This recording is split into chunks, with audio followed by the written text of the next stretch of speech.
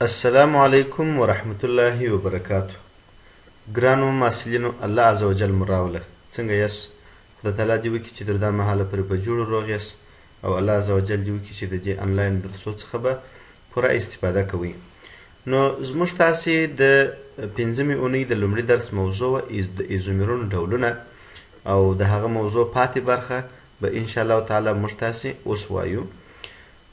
د ایزومرونو په هکله باندې مو تیر درس چې و پر موقعیتي ایزومرونو باندې بحث وکړئ.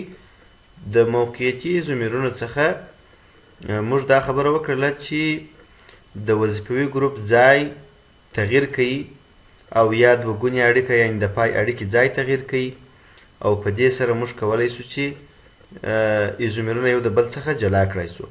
اوس د دوه ګونې اړیکې ځای تغییر خو موږ تاسې په تیر درس کې ووایه. د دې سره سره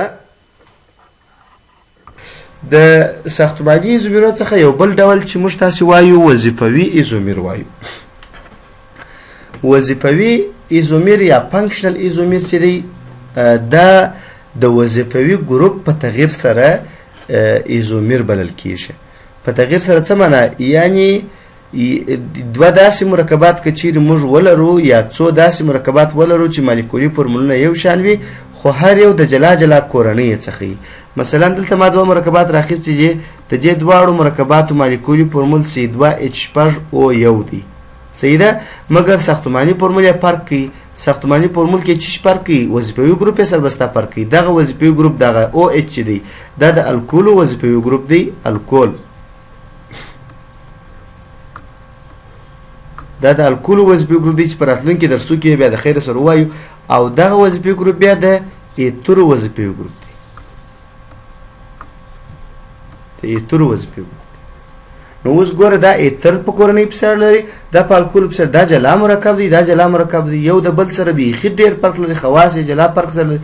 صرف او صرف دی دواړه چې ساختمان یې تغییر کړی دی په ساختمان کې وظیفوي ګروپ یو د بل سره فرق کړی دی. نو که چیرې داسې مرکبات موږ ولرو لکه دغه ته چې تاسې ګورئ چې د دوی مالیکولي فورمول یو شی خو د وظیفوي ګروپونه یو د بل سره فرق وکړي نو دې ته موږ تاسې وظیفوي ایزومرونه وایو.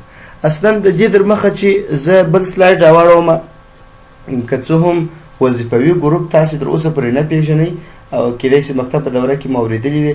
وظیفوي ګروپ چې دی په وضوع کیمیا کې ډېر با ارزښته او با اهمیته موضوع ده، ځکه چې د عضوي مرکباتو چې ډېر پیچلي مرکبات چې د دوی د پېژندلو دپاره یوه اساني هم چې رامنځته کړې ده وظیفوي ګروپو رامنځته کړې ده او دا د علماو د ډېر زیار او کوشش نتیجه ده چې کیمیاګرانو کوشش کړی دی چې دغه مرکبات ډلبندي کې د خواصو له مخې. اوس ګوره عالمان دې ته متوجه شوله چې دغه OH په کم مرکب کې و، کم مرکبات مثلا 100 200 300 هر څو مرکبات چې OH په خپل ترکیب کې ولري هغوی اکثره یو بل ته ورته خاصیتونه لري. نو په دې اساس باندې دغه د OH ګروپ درلودونکي ته یو نوم ورکوي. هغه مرکبات چې هغوی د دوه کاربونو یا د دوه راډیکلو په منځ کې یو اکسیجن ولري هغوی ته ایتر وویله. هغه مرکبات په ایترو کې راواخیسته، دې ته ورته په سلهاو نور داسې جوړښتونه چې هغه خاص خاصیتونه یو مرکب تور کوله هغه په وظیفوي ګروپو کې شامل کړل. نو وظیفوي ګروپ موږ عموما څو رقمه تعریفو. یو تر ټولو ساده تعریف د وظیفوي ګروپو لپاره دا دی چې موږ وایو چې وظیفوي ګروپ په مرکب کې فعاله برخه د وظیفوي ګروپ په نوم سره یادېږي. که زموږ څخه یو څوک پوښتنه وکړي نو موږ به څنګه جواب ورکړو؟ موږ ورته وایو چې وظیفوي ګروپ په یو مرکب کې فعاله برخه وظیفوي ګروپ په نوم سره یادېږي. رښتیا هم دلته په الکولو کې OH فعاله برخه ده او په ایترو کې د O دا فعاله برخه ده په ټوله مرکب کې. دا خبره. بلکې چیرې موږ تاسې نور پسې وضاحت ورکړو داسې ویلی سو چې د اتومونو هغه مجموعه چې یو مرکب ته خاص خواص وربخښلي هغوی ته موږ تاسې وظیفوي ګروپونه وایو. یعنې د اتومونو هغه مجموعه چې یو مرکب ته خاص خاصیتونه وربخښي هغه ته موږ تاسې وظیفوي ګروپونه وایو. نو په دې ځای کې وظیفوي ګروپ که چیرې د دوو مرکباتو تغییر وکړي او مالیکولي فورمول یو ډول وي، مالیکولي فورمول د دواړو څه ډول دی؟ C2H5O. صحیح سو؟ راځم پسې دوهم ډول ته په ایزومرونو کې په ایزومرونو کې دوهم ډول ته راځم. په ایزومرونو کې دوهم ډول فضایي ایزومرونه وه، سټیرو ایزومرز، یا په اکثرو کتابو کې به تاسې جیومټریکل ایزومرونه واورئ، یعنی جیومټریکل هندسي ایزومرونه، فضایي ایزومرونه، سټیرو ایزومرونه، دا ټوله یوه کلمه ده، هیڅ فرق نه لري. یوازې په دې خاطر چې دغه مرکبات چې فضایي ایزومرونه موږ ورته وایو د دغو مرکباتو ترمنځ مالیکولي فورمول خو نه یو شان دي، خو په ساختمان کې یو د بله سره فضایي جوړښت یې فرق کوي. هغه هم د چا په واسطه باندې د ویسپر د قواو په اساس. دا فضایي جوړښت چې تغییر کوي د ویسپر د قواو په اساس تغییر کوي. اوس نو بیا به راسو فضایي جوړښت اول څنګه تغییر کوي. اوس مثلا زه داسې وایم دلته دا مرکب دی، دې ته موږ سیس 2 بیوتین وایو. په دې کې تاسو وګورئ نښانې یې کوي په دوم کاربن باندې چې CH3 یا H3C دا چې شتون لري لوړ طرف ته دی، او په دریم کاربن باندې هم CH3 شتون لري لوړ طرف ته دی. صحیح ده؟ دا سیس جوړښت دی. راځم اوس دا مرکب ته تاسو وګورئ ترانس 2 بیوتین ته. ترانس 2 بیوتین ته په دې کې دا کاربن چې دی په دې کاربن CH3 لاندې وجود لري، او په دې کاربن CH3 چیرې وجود لري؟ لوړ وجود لري. دواړه په یو طرف کې نه دي. دلته که موږ د دې دواړو ترمنځ وګورو دا فاصله به څه وي؟ لږ وي. نسبت څه شته؟ نسبت به دغه فاصلې ته، یعنی دا دواړه مرکباتو مالیکولي فورمول یو شی دي، خو اوس وګورئ دا فاصله ډېره ده، نسبت به دغه فاصلې ته. نو که چیرې موږ داسې ویلی سو، موږ وایو چې که چیرې په فضایي جوړښتونو کې د دوی د معوضاتو ترمنځ فاصلې ډېرې وي نو ترانس جوړښت دی، که فاصلې لږ وي سیس جوړښت دی. ښه دا فاصلې له کومه څخه ولې دا مرکب داسې دی چې دواړه CH3 وسر ته راځي، ولې دا مرکب داسې دی چې یو CH3 لوړ راځي بل CH3 لاندې راځي؟ دا خبره دغه ولې که موږ د ځان وپوښتو، موږ پخوا دا خبره کړې وه چې د یو مرکب ساختمان چې جوړیږي د هغه د تشکیل کوونکو عناصرو څخه جوړیږي، او دغه عناصر په خپلو مدارو کې الکترونونه او په هستو کې چې لري پروتونونه لري. اوس نو کله چې دوی یو د بل سره یو ځای کېږي، خو معلومداره خبره د یو بل ته به نږدې کېږي. نو چې یو بل ته نږدې کېږي نو خو د دوی د الکترونو او الکترونو ترمنځ دپه، د پروتونو او پروتونو ترمنځ یې دپه، او د مختلفو ذراتو ترمنځ یعنی د پروتون او الکترون ترمنځ بیا جذب رامنځته کېږي. نو دغه دوی چې هم جذب یو د بل سره لري او هم دپه یو د بل سره لري، نو خو دا دوې قواوې سپلې، او دغه دواړې قواوې هغه وخت سره ختمیږي یا سره صفر کېږي تر څو چې دوی مرکب جوړیږي. مرکب جوړېدلی نه سي. مرکب ولې نشي جوړېدلی؟ په دې خاطر اوس دا کاربن دی مثلا د دغه هایدروجن سره خاصه فاصله په خاص زاویه سره چې 120 درجه موږ وایو چې دا زاویه 120 درجه ده، په خاص زاویه دا ولې دلته 120 درجه زاویه جوړ کړې ده؟ د ویسپر د قواو په اساس. ویسپر قواوې کومې قواوې دي؟ د دا کاربن هایدروجنو او دغه هایدروجن او دا کاربن د دوی د الکترونو او پروتونو ترمنځ د جذب او دفع څخه، یعنی دا کاربن دغه هایدروجن الکترونونه نه پرېږدي چې نور ورته دغه کاربن پروتونونه چې په هسته کې پروتونونه شته نه، دغه هایدروجن هسته نه پرېږدي چې نوره نږدې سي او لرې کېږي. بیا ولې نه؟ په دې خاطر چې دغه هایدروجن الکترونونه د هسته نه پرېږدي چې لرې سي، ځکه چې دغه هستې سره دغه الکترونونه جذب لري او دغه هسته بیا د الکترونونو سره چې لري جذب لري. یعنی د دوه عناصرو ترمنځ د یو مرکب په ترکیب کې هم جذب شته او هم دفع شته چې دغه قواو ته موږ تاسې د ویسپر قواوې وایو. د ویسپر د قواو د توپیر په اساس باندې فضایي جوړښتونه دوه مهم ډولونه لري. یو سیس جوړښتونه دي او بل هم ترانس جوړښتونه دي. راځم لومړی سیس جوړښتونو ته. سیس یا زید دا دواړه خبرې یوه ده. اوس ځینې مرکبات به داسې لیکلي سیس 2 بیوتین دا یو مرکب دی، کیدای شي د سیس پر ځای باندې دلته یو چا زید لیکلی په قوس کې سیس اوس لیکلی دی زید لیکلی، نو موږ تاسې مشکل نور سره لرو. زید او سیس یوه خبره ده، ځکه چې زید د جرمني کلمې زوسامین څخه اخیستل شوی دی. زوسامین جاین یو ځایوالي معنا لري، سیس هم د جاین یو ځایوالي معنا لري. چون چې دغه دواړه راډیکلونه په دغه ساختمان کې جاین جي یو ځای جي پر یوه طرف جي په یوه مستوي کې واقع دي. موږ د دې لپاره تعریف داسې ویلی شو که چیرې د یو مرکب معوضات صحیح ده یا راډیکلونه یا معوضات په یوه مستوي کې واقع وه، دا یو تعریف. که چیرې معوضات یو د بل سره نږدې وه دا دوهم تعریف صحیح شو. نو دې ته موږ سیس جوړښت وایو. دغسې وګورئ په دا مرکب کې زید یو امینو دوه فلورو یو بیوتین دی. دا اصلا دلته سهو سوي دي بیوتین دی. ښه نو دا وګورئ په دې کې هم فلورین راډیکال دی او امین NH2 د امین د راډیکال ګروپ راغلی دی. دغه دواړه پر یوه طرف باندې دي په یوه مستوي کې واقع دي او دواړه سره نږدې دي. نو په دې اساس دا زید یا سیس جوړښت دی. صحیح خبره ده. اوس که چیرې بیا دلته د هغه مثالو ته وګورو دا ټرانس جوړښت دی. د سیس بیوتین دپاره دا ټرانس جوړښت دی. تاسو کولی شئ دې ته اوس څه شي ووایاست ای جوړښت هم ووایاست. شي ورته ووایاست د ټرانس پر ځای باندې ای هم کولی شئ ولیکئ ځکه دلته ما ټرانس یا ای لیکل دی. ای بیا د انټیجن په نامه سره کلمه ده. دا بیا هم جرمني کلمه ده. دا کلمه لکه څنګه چې هلته ټرانس او دغه سیز او زید و دلته بیا ټرانس او ای د ټرانس د جلاوالي د بیلوالي د لیروالي معنا لري او د انټیجن هم د لیروالي یا د جلاوالي معنا لري. صحیح ده. په دوه تعریفه تاسو کولی شئ. اوس ګوره دغه یو راډیکال په یوه مستوي کې واقع دی او دا راډیکال بیا په بل مستوي کې واقع دی. نو موږ داسې وایو که چیرې د یو مرکب راډیکالونه په جلا جلا مستویانو کې واقع وي نو دې ته ټرانس جوړښت وایو. که په یو شان په یوه مستوي کې واقع وي دې ته موږ تاسې سیس جوړښت وایو. صحیح ده. دا یو تعریف شو. بل تعریف بله پېژندنه تاسې داسې هم کولی شئ که چیرې داسې و چې د راډیکالو تر منځ یې فاصله ډېره وه نو ټرانس جوړښت کې فاصله لږ وه نو هغه څه دی سیس جوړښت دی. ګوره دا فاصله مې درته ویل چې لږ ده او دا فاصله چې ده زیات ده. دغسې په دا مثال کې تاسې ورته ګورئ دا ای یو امینو دوه فلورو یو پینتین. دا پینتین غلط شوی دی. ښه دا بیوتین دی ځکه څو کاربونونه دي دلته. یو کاربون دا دی دا یو کاربون دلته دی دا دوه یو کاربون دلته دی دا درې یو کاربون دلته دی دا څو څلور. صحیح شو. نو څلور کاربونه ولري نو څلور ته موږ بیوتا وایو.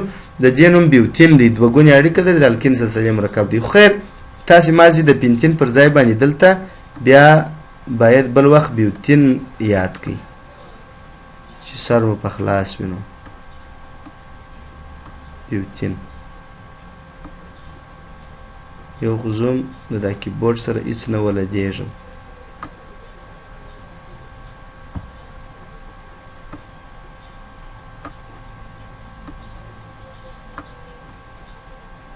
صحیح شو.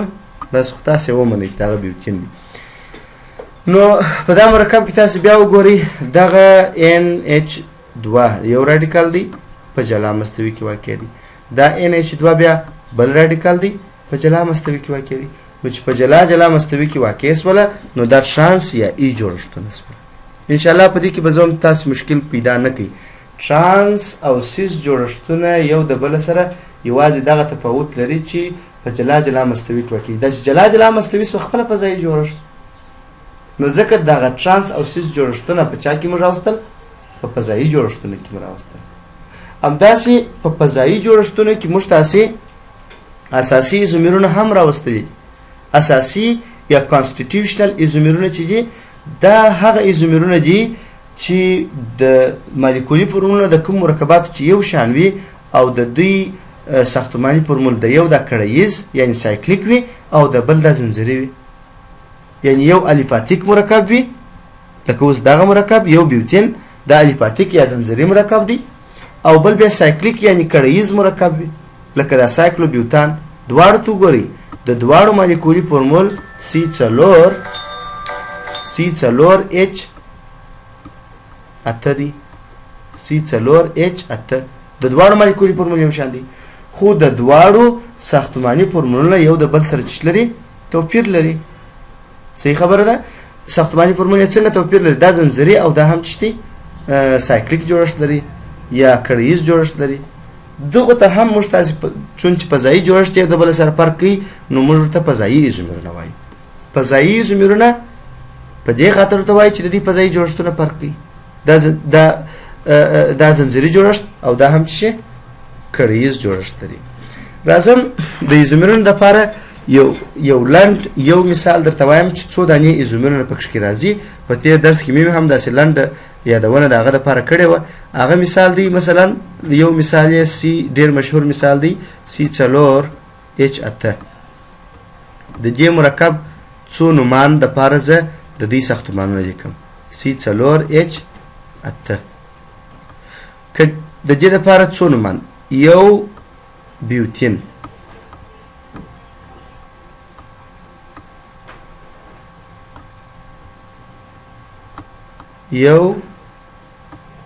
بیوتین یو څوک راته وایي وای د یو بیوتین ساختمان ته رسم که مالیکولي فورمول یې دا دې راکړی دی یو بیوتین فرض کړئ دا ای درشه چې بیوتان نسي ښه یو بیوتین اوس د دې لپاره زه یو بیوتین دی نو د اول کاربن کې یو بیوتین یعنی په اول کاربن کې دوه ګونې اړیکه ده اول کاربن کې مې دوه ګونې اړیکه ورکړه نور نو ټول کاربنونه ورسره وصل کومه وګورئ څلور کاربنونه دي بیا نو پس چې د هر کاربن څلور اړیکې ورپوره کوم چیش په واسطه باندې د هایدروجن په واسطه باندې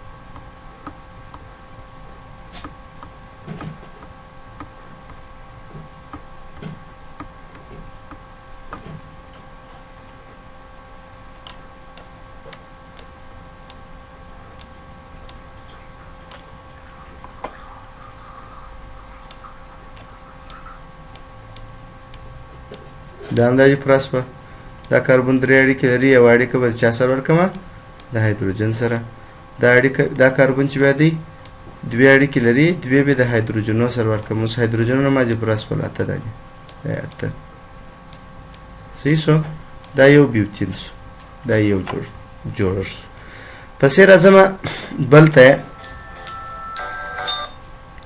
پسې راځمه بل جوړښت ته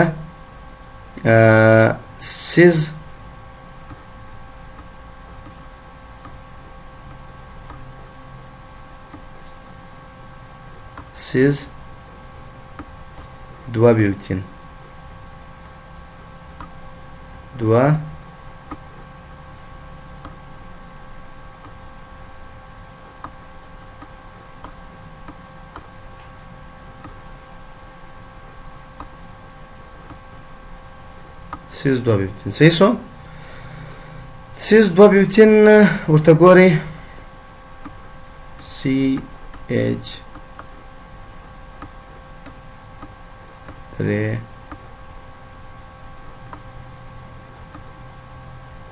رابطه CH دوه ګونې اړیکه CH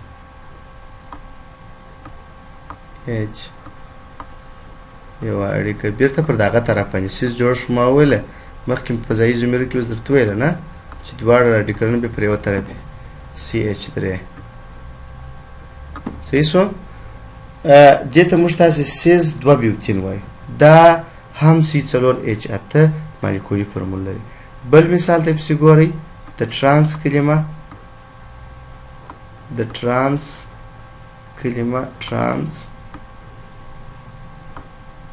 صحیح ده ترانس دوه بیوتین ښه دا نورې پاس کې تاسې ولیکئ صحیح ده ترانس دوه بیوتین د دې لپاره CH3 رابطه CH دوه ګونې اړیکه CH یوه ګونې اړیکه CH3 صحیح شو اوس دا وګورئ دا بیا څه شو ترانس جوړښت شو د دې لپاره بل سایکلوبیوتان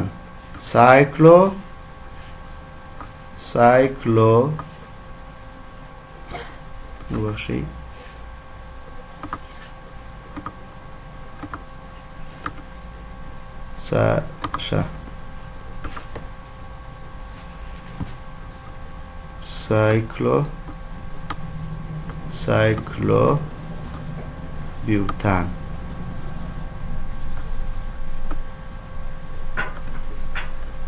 سایکلوبیوتان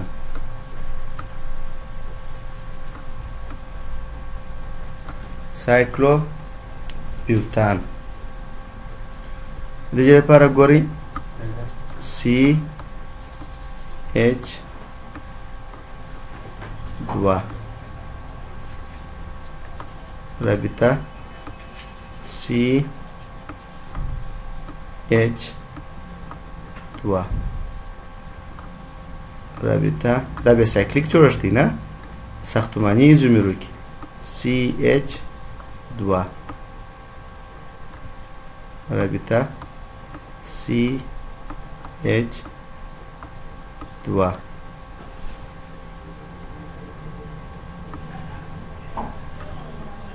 دا رابطه شو.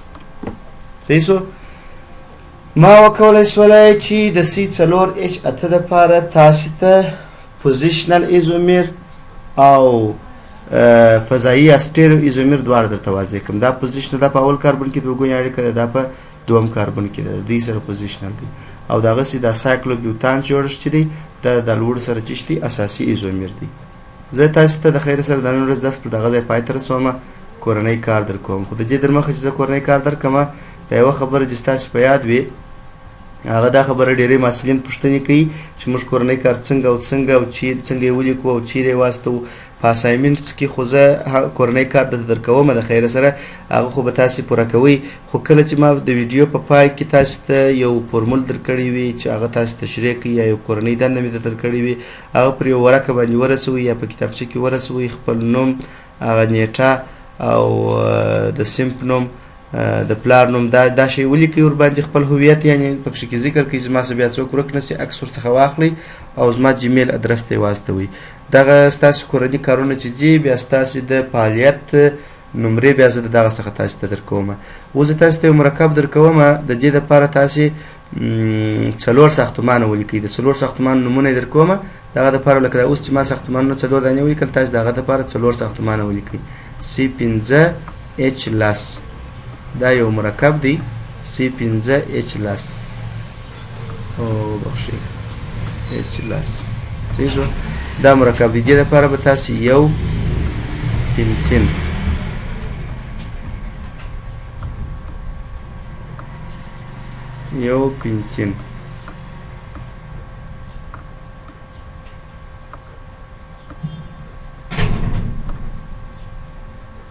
پنتین بل به د دې دپاره تاسې سیز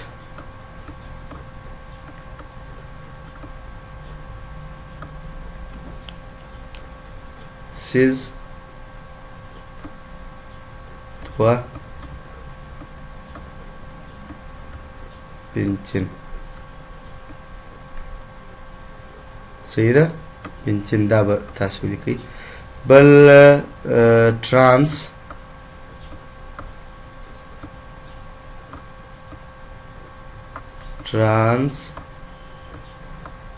بس نو ترانس 2 پنتین.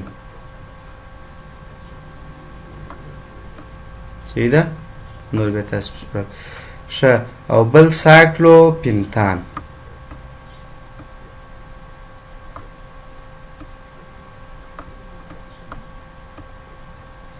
سایکلو پنتان.